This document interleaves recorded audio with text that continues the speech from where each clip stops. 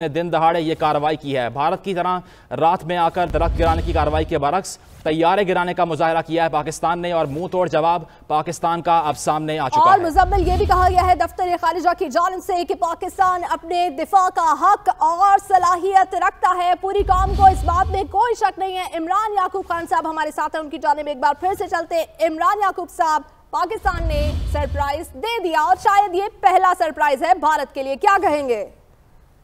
मैं इसमें ये कहूंगा जी, इससे पूरी कौम जो है वो उसके दिल में, तो वो पंजाबी में कहते हैं ना, ठंड पाएगी। ऐसे ही तो ये है कि जो इस तरह से था, जो पिछले ये जो भारत ने रात को छुप के बुज़दिलों की तरह, हमेशा की तरह जिस तरह से वो करता वार किया था, और वो भी हमारे शाहीनों ने ना सिर्फ ये कि उसका वार वो नाकाम बना दिया, बल्कि उनको मजबूर कर दिया कि वो घुटने टेक दें और अपना पे लोड करके वापस भाग जाएं।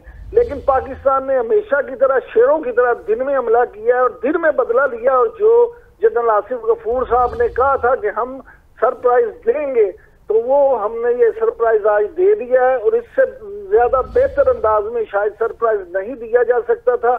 हमने अपनी हदूद में रहते हुए, पाकिस्तान एयरफोर्स के शाहीनों ने अपनी हदूद में रहते हुए ना सिर्फ ये कि हदफ को निशाना बनाया, बल्कि उनको जहन्नम वासिल किया है। और इस पे पूरी कौम मुबारकबाद की मुस्तहिक है। और एयरफोर्स जो है, खास तौर पे पाकिस्तानी अफवाज, वो जो है, हम पूरी कौम जो है उनके शाना बिशाना खड़ी है। और इमरान याकूब साहब, इसमें दिलचस्प बात तो ये है कि वहाँ पे तैयारे हमने मार गिराए जिसपे कश्मीरी खुश हो रहे हैं, सीटियां बजा रहे हैं, सेलिब्रेट कर रहे हैं। इंडिया को तो चाहिए फौरन घुटने टेक दे। जी बिल्कुल, इसमें ऐसे ही है। लेकिन इंडिया जो है ना, हमें इस पे एक बात जरूर सोचनी चाहिए, समझनी चाहिए और याद रखनी चाहिए कि इंडिया एक ऐसा शातिर दुश्मन है जिसको बिल्कुल आप इग्नोर नहीं कर सकते।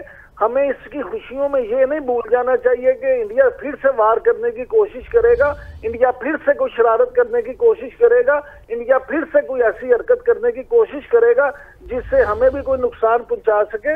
लेकिन हमें इस बात पे भी बिल्कुल जो है वो तवज्जो रखनी चाहिए। बिल्कुल हमें अपनी आंखें कान खुले रखने चाहिए, हमें इस चीज का ख्याल रखना चाहिए।